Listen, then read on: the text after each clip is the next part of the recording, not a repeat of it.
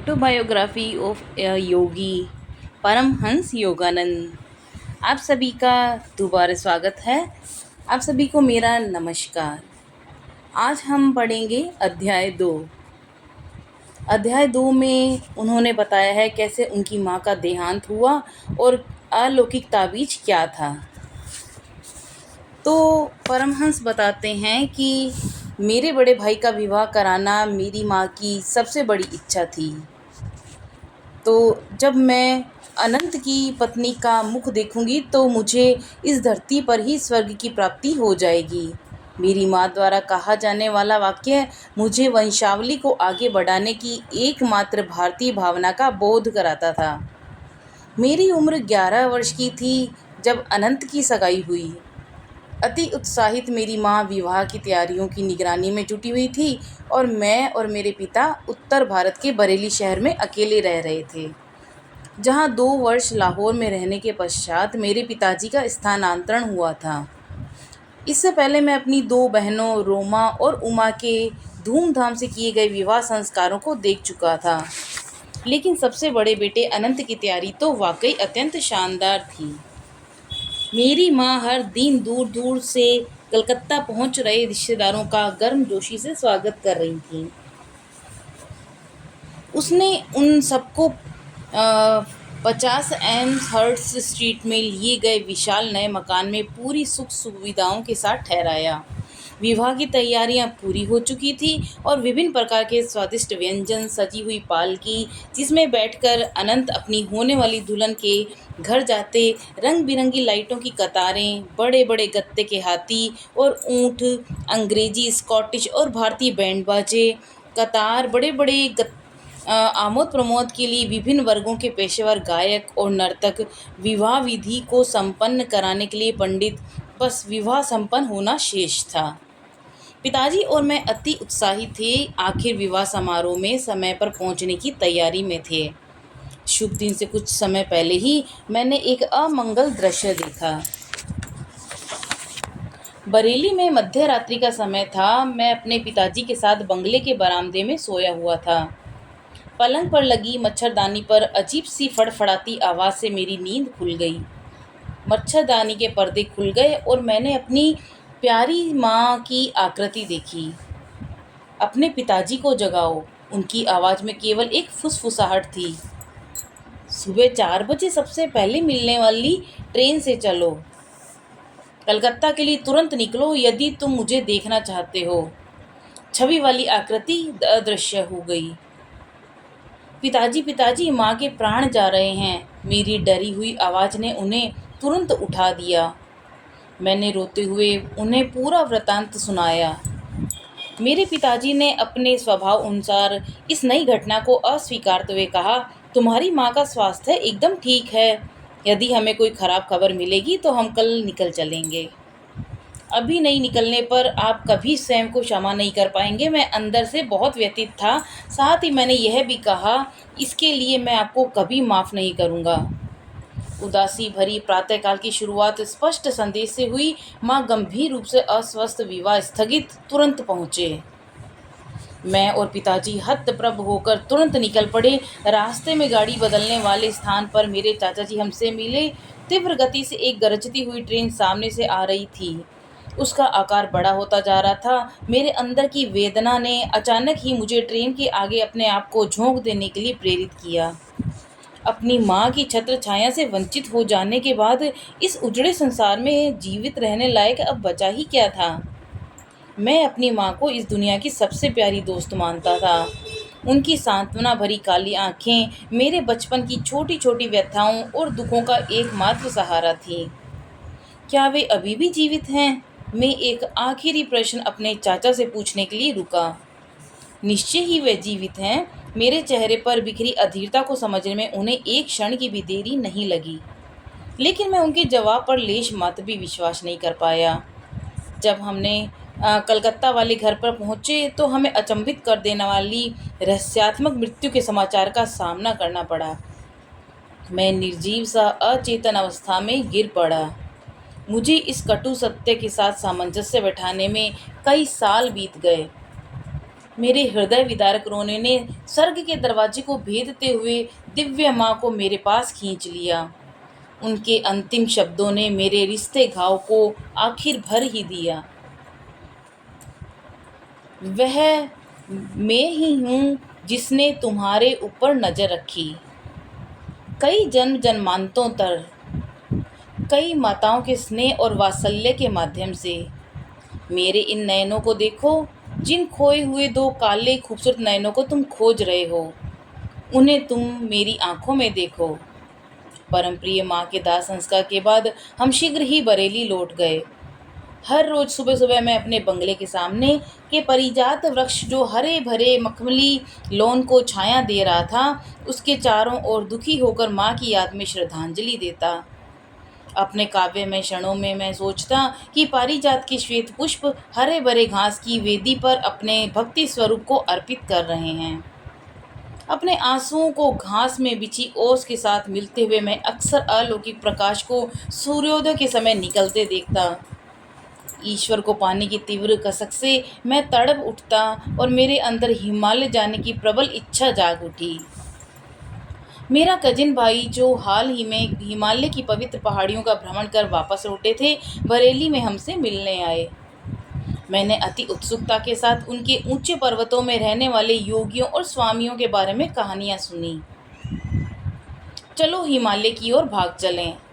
एक दिन मैंने ये प्रस्ताव अपने मकान मालिक के छोटे बेटे द्वारका प्रसाद को दिया, लेकिन उसने मेरी बात को तवज्जो नहीं दी। मैंने अपनी इस योजना के बारे में अपने बड़े भाई को बताया, जो अभी अभी पिताजी को देखने बरेली आए थे। मेरी इस अव्यावहारिक योजना को एक बच्चे की अपरिपक्वता पर हंसने की बजाय अनंत ने मेरा मजाक बनाने के लिए एक दूसरा सटीक तरीका अपनाया। तुम्हारे गेरवे चोंगे कहाँ हैं? तुम उसके बिना तो स्वामी नहीं बन सकते हो। लेकिन उनकी आशा के विपरीत उनके शब्दों को सुनकर मैं अकथनीय रूप से खुशी से फूल गया। इन शब्दों ने मेरे सामने एक स्पष्ट चित्र उजागर किया। मैंने स्वयं को भारत में एक सन्यासी की तरह विचरण करते देखा। शायद उन वाक्यों ने मेरे पूर्व जन्म की स्मृतियों को जागृत कर दिया था। मेरे सामने अब यह एकदम साफ था कि मैं संन्यास परंपरा का गेरुआ वस्त्र बहुत सहजता और स्वाभाविक रूप से धारण कर सकूंगा। द्वारका से बातचीत करते हुए एक सुबह मैंने अनुभव किया कि मेरे अंदर तीव्र गति वाले हिमस्खलन की भांति ईश्वर के प्रति प्रेम समा रहा है। मैं जो कुछ कह रहा था, मेरे साथी ने उस पर कुछ ध्यान नहीं दिया, लेकिन मैं पूरी तल्लीनता से अपने मन को सुना रहा था। उस दोपहर में हिमालय की तलहटी में स्थित पहाड़ियों में बसे नैनीताल की ओर भाग गया। अनंत ने दृढ़ संकल्प के साथ मेरा पीछा किया और मुझे जबरदस्ती दुखी मन के साथ वापस बरेली आना पड़ा। अब मुझे केवल एक ही तीर्थ यात्रा करने की अनुभूति थी, वह थी प्रातः प्रतिदिन पारिजात वृक्ष की तीर्थ यात्रा। मेरा हृदय अपनी दोनों खोई हुई माताओं के लिए रुदन करता रहा। एक थी मेरी मानव माता, दूसरी में जगन माता यानी दिव्य माँ। माँ के स्वर्गवास से उत्पन्न परिवार में रिक्तता को भरना नामुमकिन था। मेरे पिताजी ने अपने जीवन काल के शेष 40 वर्ष अकेले ही काटे। उन्होंने दूसरा विवाह नहीं किया। अपने छोटे से परिवार में उन्होंने माता पिता दोनों की कठिन भूमिका स्वयं ही स्वीकार ली। अपने व्यवहार में वे अब अधिक कोमल हृदय और अधिक मिलनसार बन गए थे। शांति और गहरी सूझबूझ के साथ वे परिवार की विभिन्न समस्याओं का समाधान करते। ऑफिस से वापस आने के बाद वे अपने कमरे में एक विरक्त मनुष्य की तरह रहते और शांत कमरे में क्रिया योग का आनंदपूर्वक अभ्यास करते। माँ की मृत्यु के काफ़ी समय बाद मैंने एक अंग्रेज परिचारिका को रखने का प्रयास किया, जिसने मेरे पिताजी को कुछ आराम मिल सके, परंतु पिताजी इसके लिए सहमत नहीं हुए। तुम्हारी माँ के साथ ही मेरी सेवा का अंत हो गया है। मेरी माँ के प्रति आजीवन प्रेम भाव में उनकी आंखें खो गई। मैं अब किसी अन्य स्त्री की सेवा ग्रहण नहीं करूँगा, पिताजी बोले। माँ के देहावसान के 14 महीने बाद मुझे पता चला कि माँ मेरे लिए एक अत्यंत महत्वपूर्ण संदेश छोड़कर गई है। अनंत माँ के अंतिम क्षणों में उनके साथ थे और उन्होंने माँ के शब्दों को लिख लिया था। यद्यपि उन्होंने 1 वर्ष में मुझे दिए जाने का निर्देश दिया था, लेकिन मेरे भाई ने उनका संदेश मुझे देने में विलंब किया। उन्हें शीघ्र ही कलकत्ता उस कन्या से विवाह संपन्न करने के लिए जाना था, जिसे मेरी माँ ने उनके लिए चुना था। एक शाम उन्होंने मुझे अपने पास बुलाया।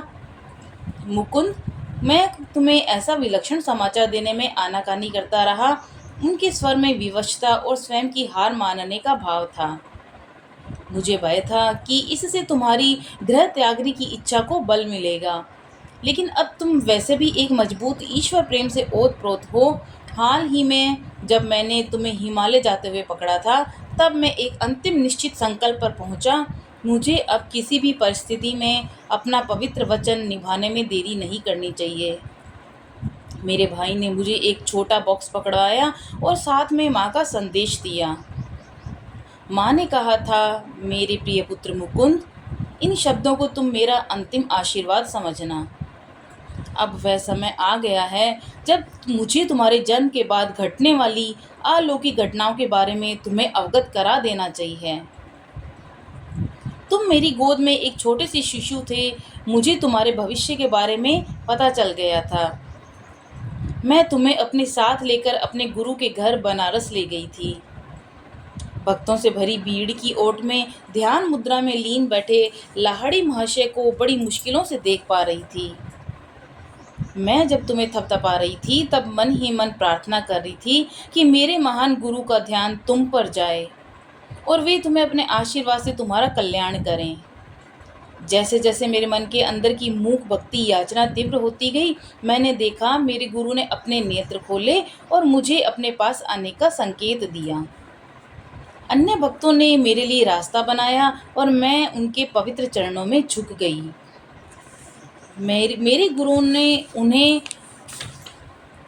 ने तुम्हें अपनी गोद में ले लिया और अपना हाथ तुम्हारे माथे पर रखा, मानो तुम्हें आध्यात्मिक दीक्षा दे रहे हों, और मुझसे बोले, छोटी माँ, आपका पुत्र एक योगी होगा, एक आध्यात्मिक इंजन बनकर यह अनेक आत्माओं को ईश्वर के साम्राज्य में ले जाएगा। सर्वज्ञानी गुरु ने अपने अंतर्मन की गुप्त प्रार्थना स्वीकार कर ली थी। यह देखकर मेरा हृदय अति आनंद से भर उठा। तुम्हारे जन्म से कुछ समय पहले उन्होंने मुझे बताया था कि तुम उनके ही मार्ग पर चलोगे। मेरे पुत्र, बाद में जब तुम्हें अलौकिक प्रकाश के दर्शन हुए, उसके बारे में मुझे और तुम्हारी बहन रोमा को पता चल गया था, क्योंकि दूसरे कमरे में हमने देखा अपने बिस्तर पर तुम निश्चल अवस्था में थे और तुम्हारे छोटे से मुखमंडल पर अलौकिक प्रकाश था। तुम्हारी आवाज़ दृढ़ निश्चयी और ओज भरी थी। जब तुम ईश्वर को खोजने हिमालय की ओर जाने की बात कर रहे थे, प्रिय पुत्र, इन विभिन्न संकेतों के द्वारा मैं समझ गई थी तुम्हारे जीवन का रास्ता सांसारिक मोह माया के रास्तों से दूर कहीं और आगे जाएगा। मेरे जीवन की एक अद्वितीय घटना ने इस पर अनिश्चितता की मोहर लगा दी।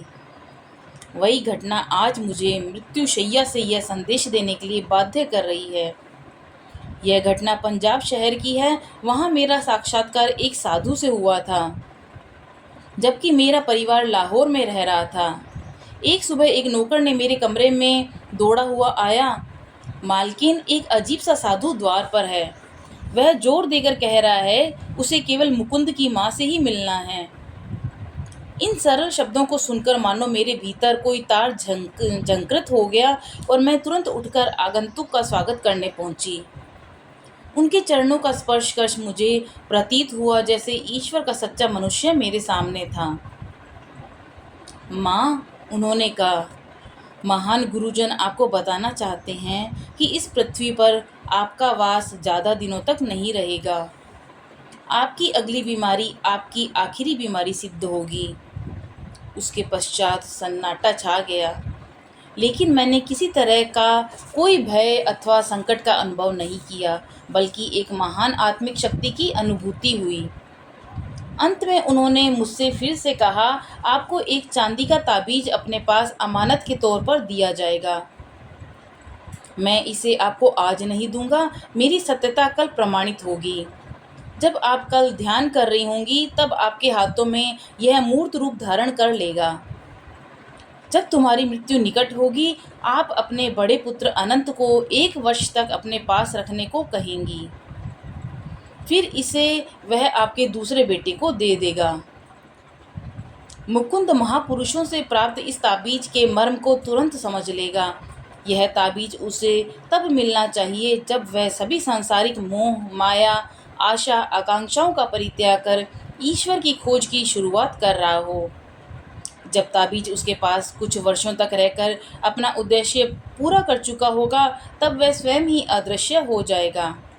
चाहे उसे किसी भी गुप्त से गुप्त स्थान में क्यों न रखा गया हो, यह जहाँ से आया था वहीं वापस चला जाएगा। मैंने उस साधु के आगे भक्ति भाव से झुककर नमन किया और उन्हें भिक्षा अर्पण की। उन्होंने मेरी भिक्षा स्वीकार नहीं की और मुझे आशीर्वाद देकर चले गए। अगले दिन शाम को मैं ध्यान केंद्रित करने के लिए हाथ जोड़कर बैठी एक चांदी के ताबीज को मैंने अपनी हथेली पर महसूस किया, जैसा कि साधु ने वचन दिया था। इसके ठंडे चिकने स्पर्श से मुझे उसके प्रकट होने का ज्ञान हो गया था। मैंने इसे बहुत संभाल कर 2 वर्षों तक रखा और अब अनंत के पास छोड़कर जा रही हूँ। मेरे लिए किसी प्रकार का शोक मत करना, क्योंकि मेरे गुरुदेव मुझे ईश्वर की गोद में पहुँचा देंगे। अलविदा मेरे बच्चे, अब मैं तुम लोगों से विदा लेती हूँ। जगन माता तुम्हारी रक्षा करेंगी। ताबीज मेरे हाथ में आते ही मानो प्रकाश ने मुझे चारों तरफ से प्रकाशित कर दिया हो। मेरे अंदर की कई सुप्त स्मृतियाँ जाग उठीं। देखने में ताबीज प्राचीन, अजीब सा गोल आकृति का था, जिस पर संस्कृत में अक्षर उकेरे हुए थे। मैं समझ गया था कि यह मेरे पूर्व जन्म के गुरुओं द्वारा भेजा गया है, जो मेरी इस जन्म के पथ का मार्गदर्शन कराएंगे। इसका एक गहरा अभिप्राय यह भी था कि ऐसे ताबीज के अंदर के रहस्यों को और खोलना उचित नहीं होगा। आखिरकार कैसी मेरी जिंदगी से ताबीज कितनी दुखद परिस्थितियों में गायब हुआ और कैसे इसकी क्षति के बाद मुझे मेरे गुरु की प्राप्ति का लाभ मिला, इस प्रकरण को मैं इस अध्याय में नहीं बताया जा सकता। लेकिन छोटा बालक जो हिमालय तक पहुंचने के अपने प्रयासों में नाकाम रहा, वह प्रतिदिन अपने ताबीज के पंखों पर सवार दूर दूर तक यात्राएं कर रहा था। तो यह था दूसरा अध्याय। कल हम जानेंगे अध्याय 3, 2 शरीरों वाला संत। तो आपको ये अध्याय कैसा लगा, अपने कमेंट में ज़रूर जवाब लिखिएगा।